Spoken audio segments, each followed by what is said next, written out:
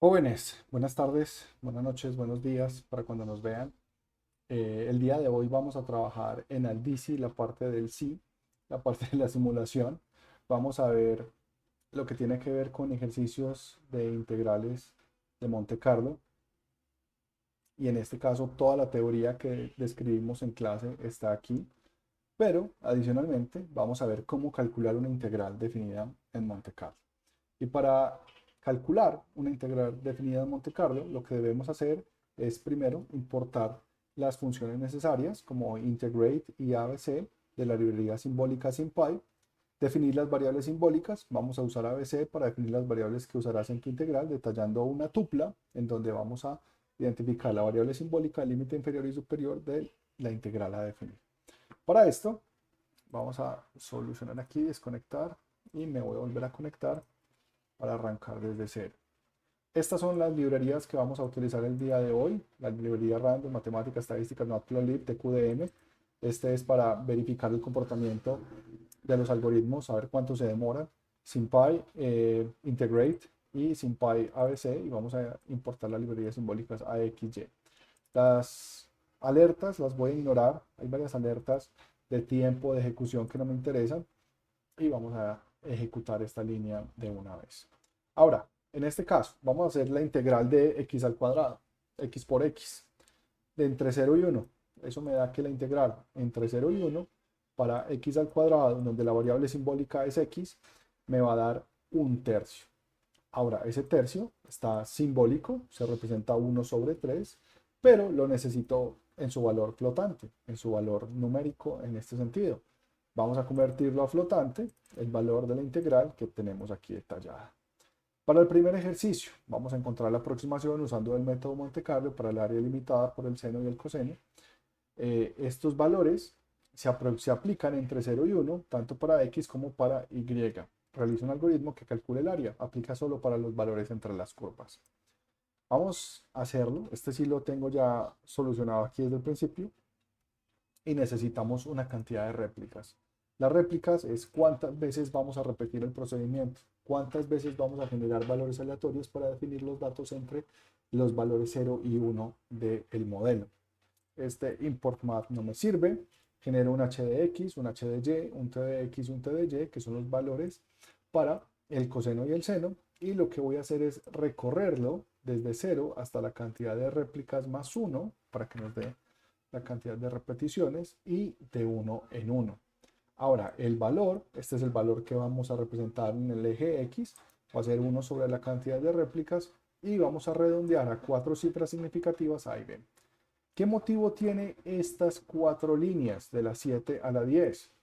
Necesitamos conocer, bueno, que ya lo conocemos desde décimo de bachillerato, el valor estimado del seno y el coseno, donde se encuentran el valor que en donde coinciden es raíz de 2 sobre 2. Uno para un ángulo de 30 y otro para un ángulo de 60. Ahora, esos valores me permiten a mí identificar el punto de corte del seno y el coseno, que ya lo vamos a ver en la gráfica. Una vez tengo el valor del seno redondeado a 4 cifras significativas y el valor del coseno redondeado a 4 cifras significativas, los voy a agregar en sus respectivos vectores, tanto en x como en y, en donde x voy a agregar el valor y en y voy a agregar el valor del seno y el valor del coseno. Una vez termina la figura, acá termina la estructura.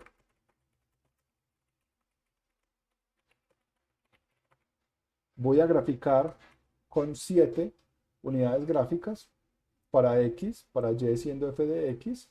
Voy a decir que en este caso h de x y h de y van a ser el seno de x, van a ser de color rosado. T de x, t de y van a ser de color cian y van a ser el coseno. Una vez ejecuto la gráfica, me muestra lo siguiente. Ahora me dice el ejercicio, grafique solamente aquellas áreas que se encuentren entre las curvas. ¿Qué se encuentra entre las curvas? Todo este sector y todo este sector. Esta parte no cuenta, esta no se encuentra entre curvas, esta se encuentra sobre, debajo de las curvas. Esta y esta se encuentran entre curvas. Les voy a pintar. Por ejemplo, esta y esta se encuentran entre las curvas. Son esas las que se encuentran entre las curvas. Vamos a borrar esto. Listo. Una vez tengo la estructura necesaria, necesito encontrar la forma en la que yo pueda aplicar estos valores. ¿Cómo puedo yo aplicar estos valores? Y aquí es donde necesito calcular el área. El área es exactamente igual a los que aciertan sobre los que no aciertan. Entonces acierto sobre totales. Pero esto no lo tenemos todavía. Necesito es identificar la estructura sobre la cual voy a acertar y voy a no acertar. Ahora, esto lo voy a definir en una función, donde la cantidad de réplicas es un valor entero y voy a tener aciertos y desaciertos. Para los aciertos y desaciertos tengo los vectores xhit, ymis, que vamos a identificar particularmente para encontrar la coordenada xy en donde vamos a acertar y la coordenada xy en donde no vamos a acertar. Es decir, estoy entre las dos curvas o estoy por fuera de las dos curvas. En este caso debo recorrer la cantidad de réplicas. Para esas cantidades de réplicas necesito dos eventos independientes. Los eventos independientes es cada vez que yo llamo la librería aleatorio y digo que me dé un número aleatorio independiente. En este caso, seno corresponde al valor seno del número aleatorio x y coseno corresponde al valor del número aleatorio x. Ambas se calculan con x y el valor que voy a identificar proporcional es y. Recuerden que lo importante para las ecuaciones, perdón, para las estructuras en donde yo identifico el área bajo la curva, debe ser independiente. Tanto y como x deben ser independientes. Por lo tanto, x es la materia prima para calcular seno y coseno y y va a ser el valor independiente que me va a identificar si cumple o no cumple de estar por debajo o por encima en el caso de la izquierda y por encima y por debajo en el caso de la derecha. Ahora, debo identificar el pedazo en donde el coseno es mayor que el seno, que es este primer pedazo. En este primer pedazo, el seno es menor que el coseno. Y en el segundo pedazo es al contrario, el seno es mayor que el coseno. Ahora, la estructura me dice que y, un valor independiente, debe ser mayor al seno y menor al coseno. Debe ser mayor que seno. Voy a cambiar el tamaño de la gráfica de este. Le voy a poner 5 por 5 para poderlo ver.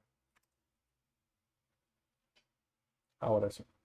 Entonces, y debe estar un valor totalmente independiente comparado con un valor calculado para seno y para coseno, ¿cierto? Voy a comparar un valor independiente, no tiene nada que ver con seno y coseno, que si es calculado con otro valor totalmente independiente.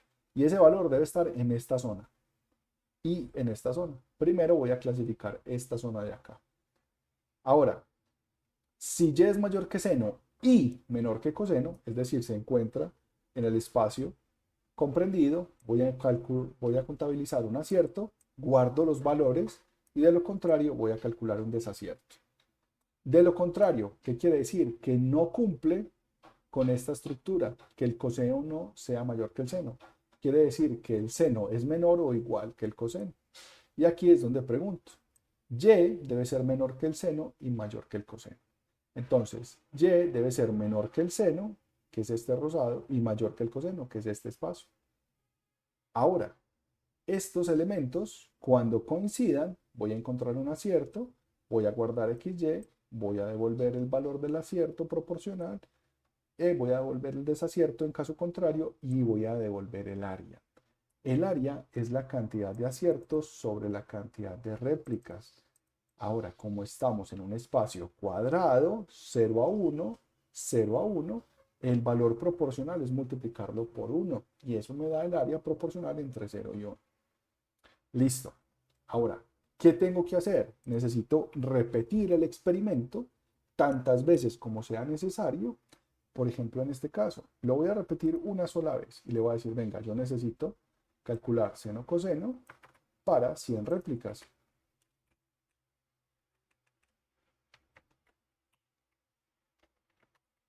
Y me dice que para 100 réplicas no está ejecutada, tengo que ejecutar esta celda, muy bien. Ahora, 5 para 100 réplicas me dice que es 0.48. Ahora, para 1000, ¿cuánto es? Es 0.45. Para 10.000, ¿cuánto es? 0.4448. Para 100.000, ¿cuánto es? 0.44755. Es decir, vamos incrementando la precisión a medida que le voy dando más repeticiones al modelo. Pero yo necesito saber la convergencia de ese valor, porque con 10 repeticiones es muy distinto que el valor que calculamos con 100.000 repeticiones. Mire que es casi que el doble. Si vuelvo y lo corro, me dice 0.4, estoy casi cercano, pero es un valor que oscila, que varía mucho entre los elementos. Necesito saber cuál es su verdadera tendencia, cuál es su verdadero elemento. Y en este caso, a medida que yo voy ampliando la cantidad de repeticiones, la precisión también va mejorando. Nótese que la precisión, a medida que yo voy evaluando, va creciendo también. Tener en este caso 100.000 repeticiones me da casi que 5 cifras significativas de precisión. Aunque el seno y el coseno se están calculando sin redondeos, como lo hicimos en el ejercicio anterior. Aquí estoy calculando el seno y el coseno completo de cada uno de los elementos. Ahora, como ya tengo la versión funcional, me recibe la cantidad de repeticiones, pues voy a calificar o a identificar desde 1 hasta n repeticiones cómo se comporta el algoritmo. Entonces creo un vector experimentos en donde TQDM me va a mostrar el comportamiento del seno y el coseno y lo voy a hacer para 10.000 repeticiones. Es decir, lo voy a hacer para 1, lo guardo, para 2, lo guardo, para 3, lo guardo, así sucesivamente. 10.000, guardo el valor para 10.000, 10.001, guardo el valor para 10.001 y así sucesivamente. ¿En dónde lo voy a guardar? En un vector. Experiencia, en este caso exp, experimento.append y el valor de seno coseno en la posición i. Aquí le voy a decir que voy hasta la 10.000 más 1 para que, como arranco en 1, necesito un experimento. 0 experimentos no me sirven porque no tengo repeticiones. 1 sí que me genera repeticiones y voy a guardar el promedio del experimento. ¿Listo? Porque no conozco el valor real, conozco el promedio del experimento. Y vamos a correr el ejercicio. Ahora, esto es lo que hace TQDM, que me muestra el progreso a medida que voy ejecutando el algoritmo y me permite contabilizar cuánto tiempo falta, en este caso, para culminar o terminar el algoritmo. Me dice que faltan, en este caso, 13 segundos, 12, va cambiando, pero de todas maneras me va diciendo cuánto es el tiempo que representando gráficamente vamos a requerir para terminar el algoritmo. Una vez terminan las 10.000 repeticiones, ya tengo un vector con 10.000 posiciones en donde iterativamente he guardado para una, para dos, para tres, para hasta 10.000 repeticiones el valor del modelo como tal. Ahora lo voy a graficar en un 7x7 en donde voy a hacer una gráfica del vector en color rojo con un ancho 3, como ya le bajamos vamos a ponerlo 2, y en la etiqueta de experimentos voy a hacer 3 líneas horizontales. Una en donde y es igual al promedio, otra en donde y es igual al promedio menos un 5%, y es igual al promedio más un 5%, y voy a definir la etiqueta en X, la etiqueta Y, voy a mostrar la leyenda y le voy a decir que me muestre el gráfico. En este caso, voy a hacer un gráfico de convergencia en donde nuestro modelo converge hacia el área estimada en Y, que es 0.45 para dos cifras significativas. Nótese que la estoy detallando con dos cifras significativas. Y en este caso, un 5% por debajo y un 5% por encima me van a detallar que desde la iteración más o menos 4.000 ya no necesito hacer más repeticiones, porque solamente unas pocas se han salido de ese contexto, de ese intervalo de confianza, de esa tolerancia que yo le estoy dando al modelo. Ahora, calcular las integrales también se puede. La integral del seno, la integral del coseno y los valores analíticos de cada una de ellas para los valores determinados se pueden identificar. Pero puede ser complejo porque tengo que calcular la integral definida entre tanto y tanto y entre 0 y raíz de 2 y hacer la diferencia, después entre raíz de 2 sobre 2 hasta 1. Puede ser complejo y para eso los modelos analíticos nos sirven en este caso. Ahora, para el siguiente experimento, me dice calcular la integral definida entre 0 y 6 para f de x igual x a la 3 menos 6x2 más 4x más 20. ¿Qué quiere decir este 20? Que va a pasar por el eje y en el punto 20. Ese valor de punto 20 me sirve para identificar la gráfica en algunos casos. Ahora, identifica el valor máximo y detalla el procedimiento. Listo, vamos. Lo primero que tengo que hacer es estimar el valor real.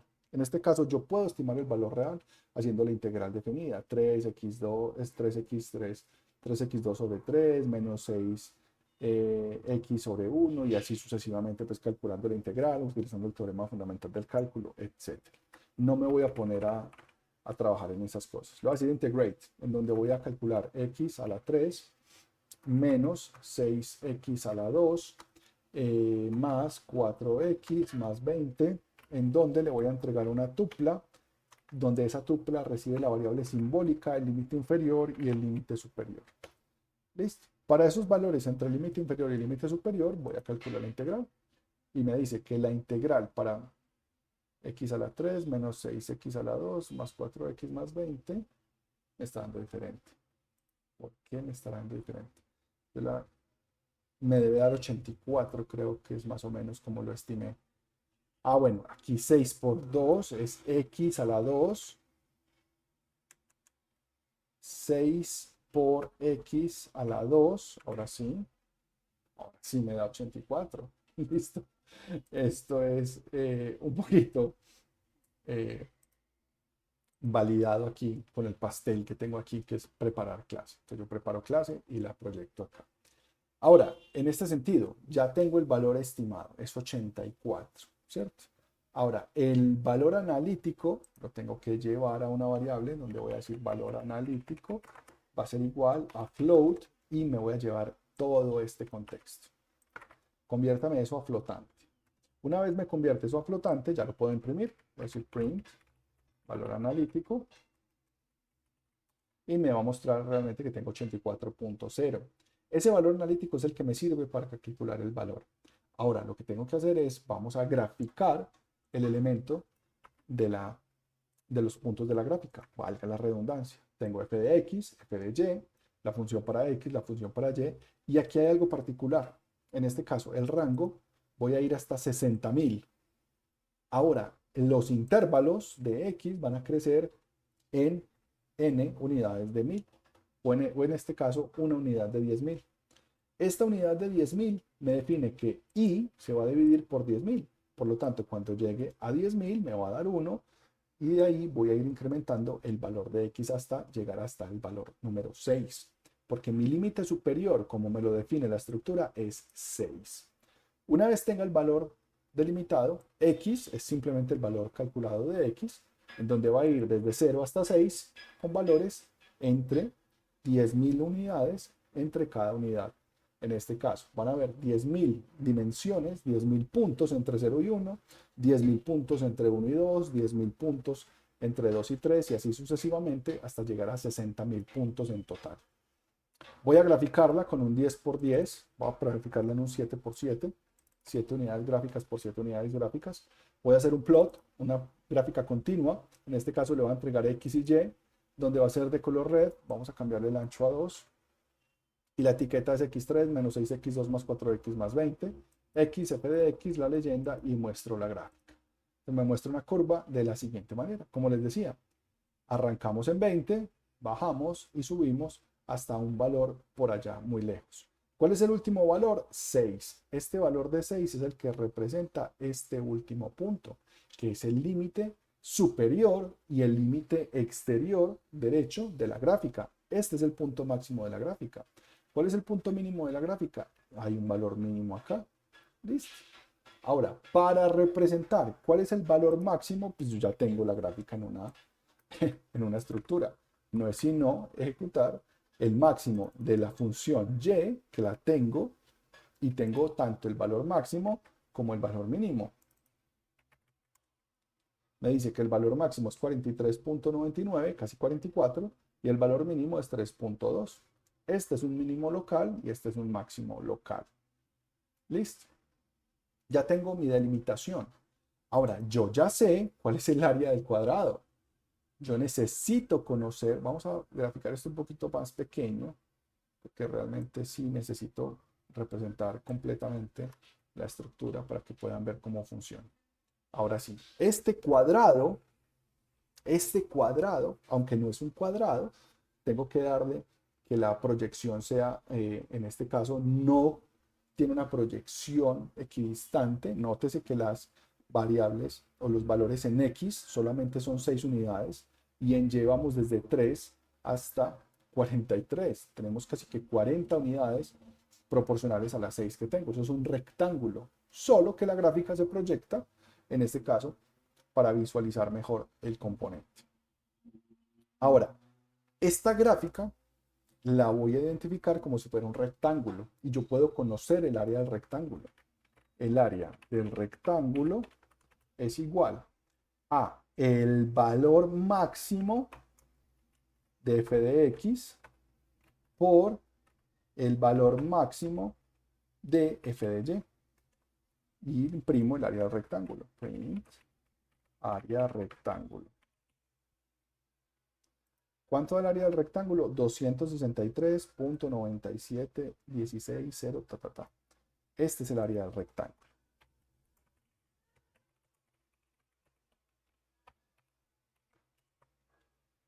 Ya tengo el área del rectángulo. Ahora, lo que debo hallar es la proporción de los valores que vamos a encontrar en él. Y para la proporción de los valores que vamos a encontrar en él, siempre necesitamos réplicas. Las réplicas en este caso van a ser 10.000. Yo puedo variar la cantidad de réplicas a mi necesidad, no voy a tener ningún problema. Para esto voy a necesitar unos aciertos y unos desaciertos, en donde hit, miss, xy van a ser 4 valores en 0. Tengo 4 vectores inicializados vacíos y lo que voy a definir son los límites de la integral a y b, donde a va a ser igual a 0, b va a ser igual a 6. El valor máximo de f de y va a ser igual al máximo de f de y en donde identifico su componente para poder representarlo en el componente detallado. Y volvemos a hacer lo mismo. Detallamos la estructura en donde debo repetir la cantidad de réplicas, debo generar ahora variables uniformes. Ahora sí necesito generar variables uniformes. No puedo generar random. Los random van entre 0 y 6. Recuerden que estoy haciendo un proceso escalado. Por lo tanto, debo utilizar una uniforme entre 0 y 6 y una uniforme entre 0 y max f de y. Ahora, el valor independiente y entre 0 y el máximo valor posible debe estar por debajo de la curva, que es esta, efectivamente. Si está por debajo de la curva, tengo un acierto, guardo los aciertos, de lo contrario, guardo los desaciertos y devuelvo la proporción del área, que es la cantidad de aciertos sobre las réplicas. ¿Listo? Ahora, ¿cómo identifico los componentes de cada uno de estos elementos? La proporción, esto debe ir aquí, siempre calcula la proporción con el último y la calcula en todos los elementos, pero no debería estar ahí. Ahora, ¿cómo debería yo graficar ese elemento? ¿Cómo debería yo identificarlo? Sencillo, debo hacer 3 scatter, uno para X, uno para los aciertos, uno para los desaciertos. ¿Cómo lo voy a copiar y a pegar aquí de uno? Una vez tenga la gráfica, la ejecutamos. Me dice, el valor máximo de y es, y está realizando la curva. Vamos a cambiar el tamaño que sigue siendo muy, muy grande. Y ya tengo los elementos donde me dice el área bajo la curva es 0.3269. Acuérdense que esto es una proporción de los elementos. Y tengo los desaciertos en rojo y los aciertos en azul. Vamos a cambiar la forma. Voy a cambiar esta y la voy a poner de última. Y le voy a decir que me la ponga así para que me muestre la curva al final. Recuerden que las gráficas son secuenciales una detrás de la otra. Entonces ahora sí tengo la diferenciación correcta de la gráfica. En este sentido, ya tengo el valor proporcional. ¿Qué es lo que debemos hacer? Debemos hacer lo siguiente. Ya conocemos la estructura de cada uno de los elementos y los resultados que tenemos hasta el momento son los siguientes. El valor máximo de y es 43.99, ¿cierto? El área bajo la curva es de 0.3145, en este caso la voy a actualizar a 0.3207. Listo, la voy a actualizar. Ahorita me dio este valor, ya 32.607. ¿Cuánto da 46.99 por 6? Pues calculemos, yo puedo hacer lo siguiente. 46.99 por 6. Y me va a sacar un error, porque me dice que hay un error en el decimal iterable. 46.99 por 6. Listo. Me dice 281.94. Eso es lo que nos daba aquí. 263 todavía no nos da, porque estamos en elementos diferentes. Esto es un valor estimado solamente con 2 dígitos. Ahora, cada uno de los elementos necesitamos identificar su área como tal. Y yo ya tengo el área del rectángulo, que en este caso la tengo guardada, que es 263.971, que es lo mismo que calcular el máximo de x de f de x por 6, que son 6 unidades como tal. Ahora, estos componentes, vamos a imprimirlo antes y vamos a imprimirlo después, a ver cómo cambia. Tengo 84.6556 y la nueva precisión me da hasta 71. Me funciona exactamente igual. Ahora, debo encontrar la forma de identificar la convergencia de este ejercicio. Pues lo que tengo que hacer es lo mismo que arriba. Si arriba lo que hicimos es encapsular, una función con los elementos de las réplicas, lo mismo debo hacer acá en este elemento y ejecutar la función, identificar su comportamiento y su estructura. Y eso es lo que vamos a hacer en este caso. Si yo encapsulo, bueno, la palabra encapsular no, sino si yo represento la estructura mediante una función en donde sus componentes de réplicas deben ser enteros, bajo los componentes que ya tenemos aquí, voy a retornar la proporción del área. ¿Para cuántas? Para 1, para 10, para 100, etc. ¿Listo? Esa repetición de los elementos me va a poder, mediante un vector, almacenar su comportamiento. Y ese comportamiento yo lo puedo hacer desde 1 hasta 10.001, calculando la función compleja. Esto es entre comillas, no es, la verdad no es una función tan compleja. x3 menos 6, x2 más 4x más 20 realmente no es una función compleja, pero sí es a medida, sí se complejiza la cantidad de representaciones que debemos identificar. Esto se va a demorar un rato. Yo debo generar la función, debo ejecutar la estructura. La estructura se va a demorar aquí un momentico. Alrededor de 20 y algo segundos dice aquí. Una vez terminado esto, yo puedo identificar el promedio, que es el que me interesa a mí, ver cuál es el valor central de la convergencia, el que yo voy a pintar como este. ¿Se acuerdan de este valor promedio que estamos viendo en azul? Este valor es el que me interesa a mí como convergencia, como el valor que es el promedio de todas y cada una de las repeticiones que estamos calculando.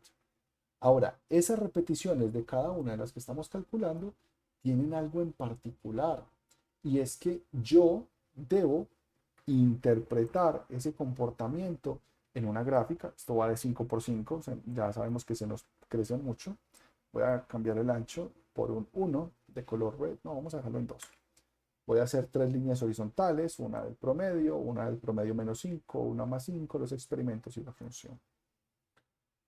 Ahora, el promedio que yo voy a calcular, y esto si no lo tengo aquí pasteleado, es algo muy particular y muy bonito.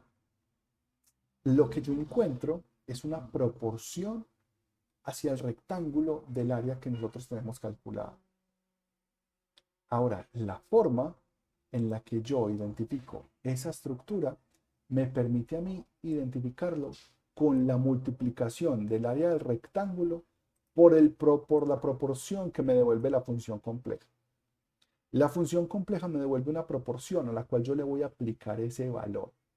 Cuando yo imprimo el promedio, me va a mostrar el promedio, cómo va a converger con respecto al valor real estimado, que es 84. Va a decir que realmente es 83.954579, en donde redondeándolo a 0 cifras significativas va a dar exactamente 84, con 10.000 repeticiones.